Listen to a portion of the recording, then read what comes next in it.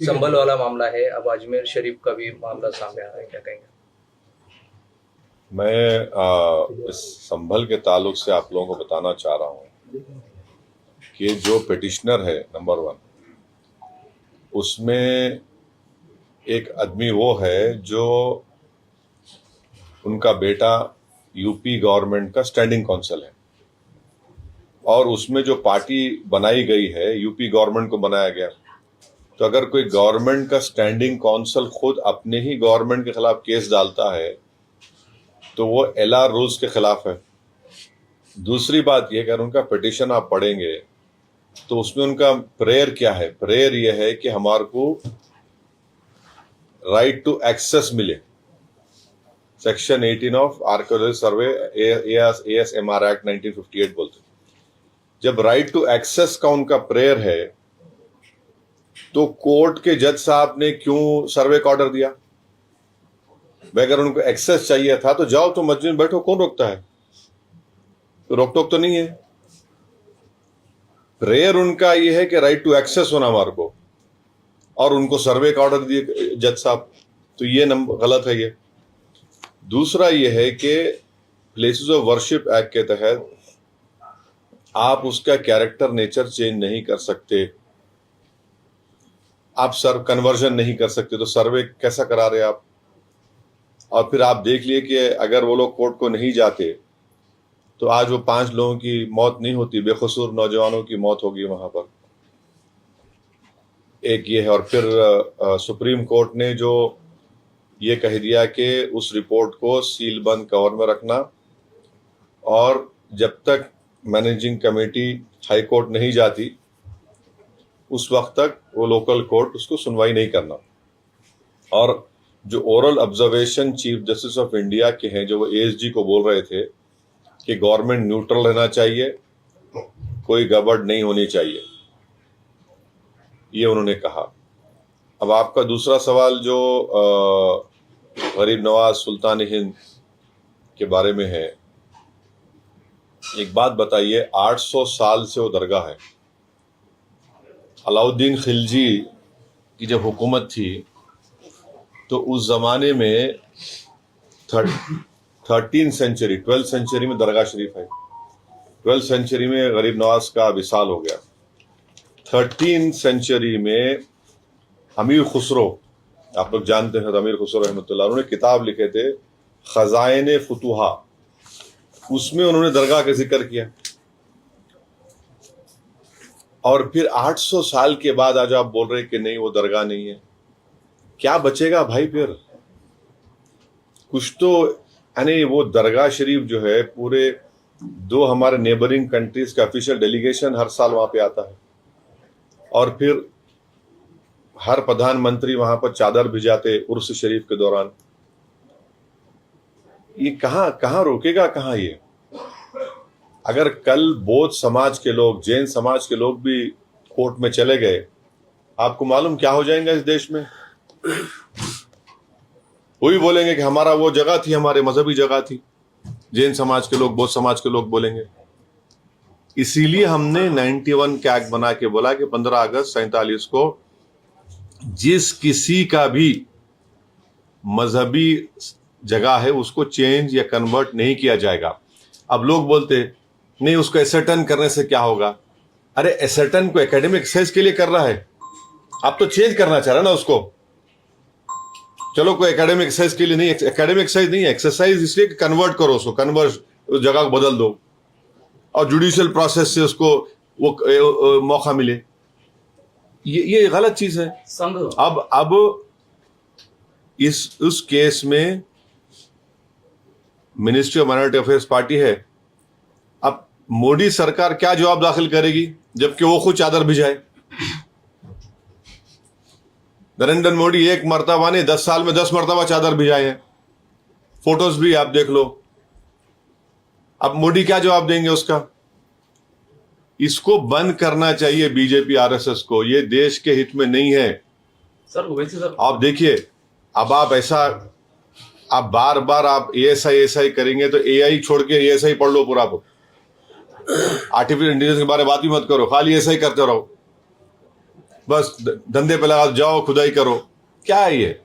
अगर मैं दिल्ली में भी किसी भी जगह पे जाकर बड़े बीजेपी नेता के घर में जाकर खुदाई कराया तो 100% 1000 फीट पे खाने जहां खां का कोई निशान निकल जाता। अब क्या बोलेंगे आप? वो है ना, सिविलाइजेशन है। सिविलाइजेशन ऐसी तो बनता, आगे बढ़ता लोग। तो ये चीज गलत हो रही है। ये इससे आप भारत को कमजोर कर रहे हैं। 140 करोड़ जनता के दूसरे मसाइल भी तो है। बेरोजगारी है, महंगाई है, किसान मर रहा है, चीन ताकतवर होते जा रहा है, मगर आप इस पे लगा दिए, एक काम पे लग जाओ। ये देश के हित में नहीं है, गलत है, इसका हम कंडेम करते। और अफसोस के साथ कहना पड़ रहा है कि जब बाबरी मस्जिद का जजमेंट आया था, हम उस वक्त ही कहा था कि ये इस तरह के मसले शुरू हो जाएंगे। और डीवाईसी चंद्रचूड़ साहब अगर इसको रोक लगा देते केस में तो किस्से ही खत्म हो जाता था। वो गलत ओरल ऑब्जर्वेशन दिए वो। इस वास्ते आज 15 ऐसे जगह पर इस तरह की हरकतें हो रही हैं या करने की कोशिश कर रहे हैं लोग। मोहन भागवत इनका एक बयान आया है। कब आया? आज आया है कि देश में जो लोक संख्या है कम हो रही है और 2 बच्चे से ज्यादा 3 बच्चे चाहिए, ये शास्त्र का मानना है, ऐसा उनका कहना है। आप ये उनको नरेंद्र मोदी को जाके सिखाना चाहिए था। उनको जो पार्लियामेंट इलेक्शन में क्या बोले थे, मुस्लिम महिलाएं ज्यादा बच्चे पैदा कर दी। बोले नहीं बोले प्रधानमंत्री? उनके भाषण में बोले ना बात कि आपके हिंदू बहनों गलों से मंगलसूत्र छीनकर उन महिलाओं को दिया जाएगा जो ज्यादा बच्चे पैदा करते। अब मोहन भागवत को क्या बोल रहे? हमारी आबादी गिर रही है, पॉपुलेशन गिर रहा है, तो क्या बोल रहे? बच्चे ज्यादा पैदा करो बोल रहे वो, 2 से ज्यादा। फिर आरएस वाले शादी करना शुरू कर देना फिर चाहिए। अब बताइए आप पहले तो आप गाली देते हमारे को कि झारखंड में क्या बोले? झारखंड के लिए बोले कि आबादी बढ़ जाएगी मुसलमानों की, हर वक्त गंदगी। जबकि मैं शुरू से हम बोल रहे टीएफआर रेट, अब याद करो, टीएफआर रेट इस देश का गिरा है और सबसे ज्यादा टीएफआर रेट मुस्लिम समुदाय का गिरा, मगर अभी भी हिंदू भाइयों का उससे आगे है, कम है। हाँ, मगर आप ये आइंदा 20-25 साल में सबसे ज्यादा आबादी बूढ़ों की रहेंगी इस देश में। आज हम पुकार के बोल रहे देखो बूढ़े होंगे, 25 साल में बूढ़े होने वाले लोग। आप करो, अब जैसा आप जापान चले जाओ, यूरोप चले जाइए, वहां पे सबसे बड़ा लोग ज़ईफ है, माने बुजुर्ग हैं, ज्यादा उम्र के लोग हैं। रशिया है। आज आपको समझ में आ रही बात? आप बच्चे कभी बोलते हैं बच्चे पैदा क्यों कर रहे? इनका हर एमपी बोलता 2 बच्चे बस, उससे बढ़कर तो उसको वो नहीं मिलना, गवर्नमेंट का स्कीम से नहीं कोई फायदा नहीं होना। अरे एक तो पकड़ के चलो कुछ तो भी। अब आप एक के पकड़ने का मतलब दूसरा मत निकालो, तो एक पॉलिसी पे रहो ना भाई। आप देखिए स्टालिन, चंद्रबाबू नायडू बोल रहे ज्यादा बच्चे पैदा करो, या एक कानून है तेलंगाना में, आंध्रा में, कि जो भी कॉरपोरेटर का इलेक्शन लड़ेंगे नगर पंचायत का, उसमें 2 बच्चे से ज्यादा नहीं लड़ सकते। अभी बिल लाने वाले हैं, उसको खत्म करने वाले हैं। बिल लाने वाले हैं, खत्म तेलंगाना में आने वाला है। आंध्रा में नायडू बोल दिए कि ज्यादा बच्चे पैदा करो, स्टालिन बोल ज्यादा बच्चे पैदा करो। ये लोगों को समझ में आता ही नहीं ना, खाली एक ही दिखता उनको, बस मुसलमान वो सा करो, वही कर रहे।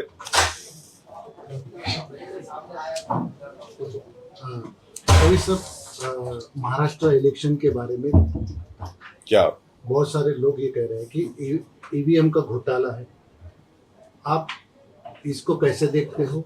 और ये वाकई में जैसा औरंगाबाद में आप भी देखे हो, आप घूमे हो, यहाँ पर पैसा ज्यादा चला है, क्या आपको लगता है क्या रीजन है जो इतना लैंड इसके ऊपर जीत के आई है बीजेपी? रिजल्ट आया नहीं, एक तो ये कि एक वीडियो आप तमाम ने देखा कि पोलिंग के दिन एक बीजेपी के नेता के तरफ में कम से कम 100-150 महिलाएं खड़ी हुई हैं और अपने हाथों से पैसे बांट रहे हैं।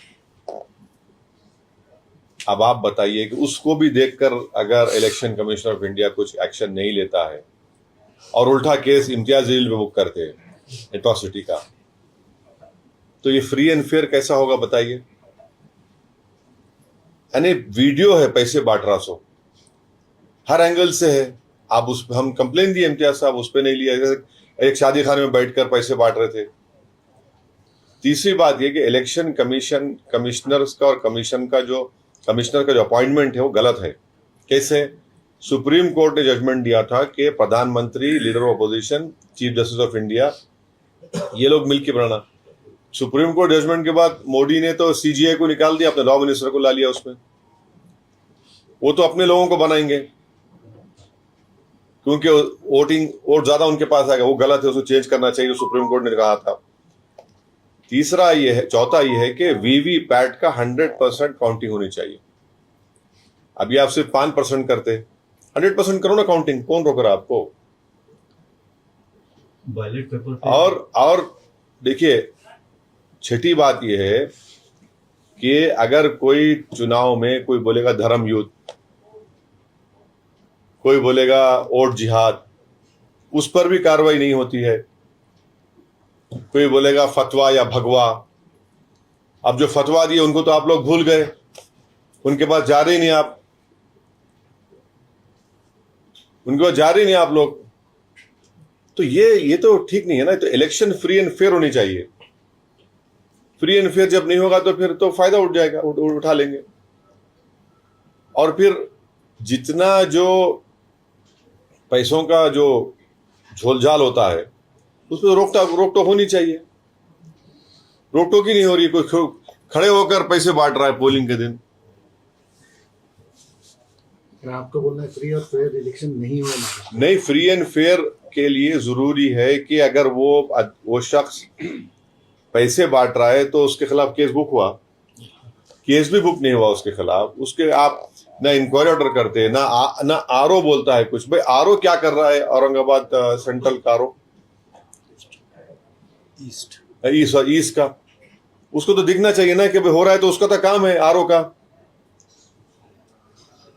आरओ साहब क्या किए? आरओ साहब कुछ नहीं किए। सीओ साहब का काम था, ईसीआई का काम था, कुछ नहीं हुआ है।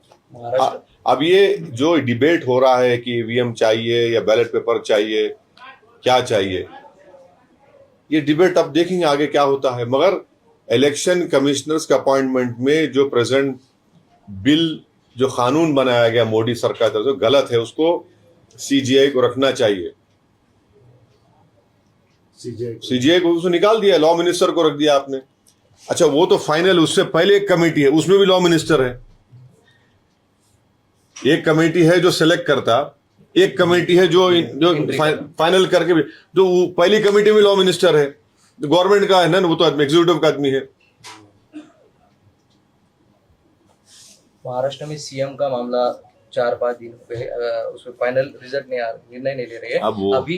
लेकिन आरएसएस ने ये कहा है कि फडणवीस के सिवा हमें कोई चाहिए नहीं, फडणवीस ही सीएम चाहिए, ऐसा उन्होंने भाजपा को कहा। अब उनकी सरकार है तो जाहिर है अपने आदमी को बनाएंगे वो लोग। अब हम क्या बोलेंगे? तो अच्छा है, आरएसएस ने बोल दिया कि उनका आदमी चाहिए उनको।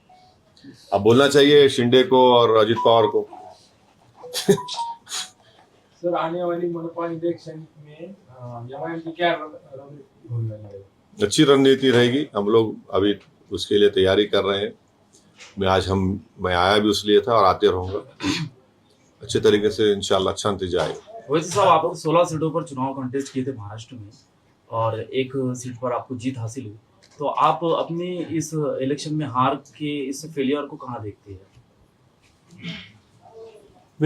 हमने औरंगाबाद की दोनों सीटों में, धूलिया में और जो गोवंडी की सीट है वहां पर हमने बहुत अच्छे खासे वोट लिए। सोलापुर में, इन जगह पर हम लोग सेकंड आए। इम्तियाज साहब तो बहुत करीब आए, कम वोटों से कामयाब नहीं हो सके।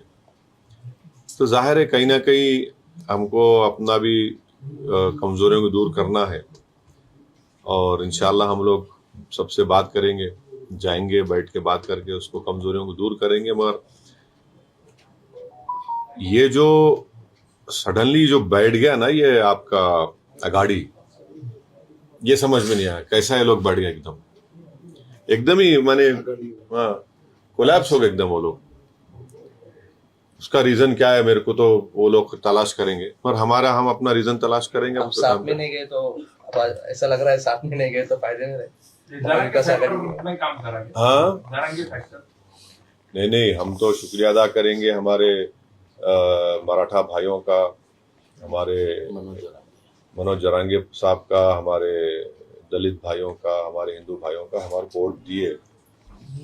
मगर जो हमारा कमिटमेंट है मराठा रिजर्वेशन के बारे में, हम उसके लिए आवाज उठाते रहेंगे। हम उनको जाकर बोल कर आए इम्तियाज साहब, हम तो बराबर उसको भी लड़ते रहेंगे। मराठा रिजर्वेशन के बारे में बोलते रहेंगे, सरकार से डिमांड करेंगे।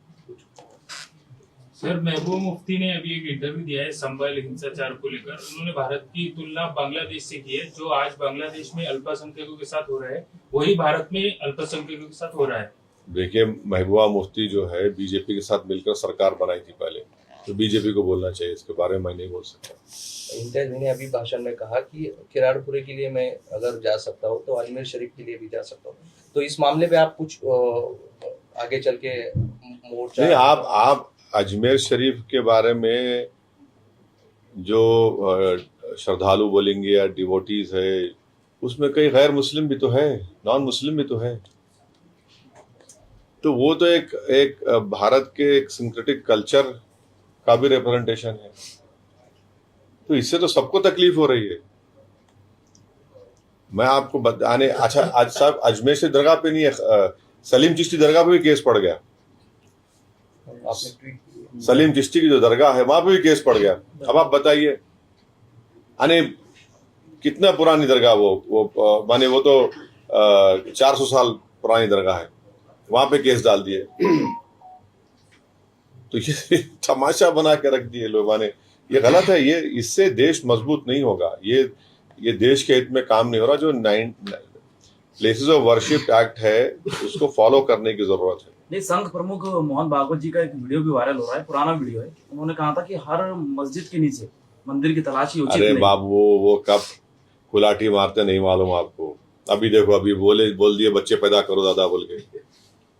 कल तक तो उन्हीं के लोग बोल रहे थे मुसलमान ज्यादा पैदा कर रहे, डेमोग्राफिक चेंज हो जाएगी। ये लोग आप झारखंड का वीडियो देखे, बीजेपी का उनका वीडियो देखे आप, झारखंड में जिसका इलेक्शन कमीशन रोक लगाया, देखिए आप, देखना चाहिए आपको। उस वीडियो में बताया गया कि एक घर में हिंदू परिवार बैठा हुआ है, टेबल पे खाना आ रहा है, मियाँ बीवी है, हस्बैंड वाइफ है, 2 बच्चे हैं, और वो लोग आराम से घर में बैठे, घंटी बजती है घर की। जैसा डोर खोलते एक 50-60 मुसलमान खड़े में, पूरे टोपी बुरखा, और अंदर घुस के टेबल में कोई बढ़िया आ रहा कैसा पूरे।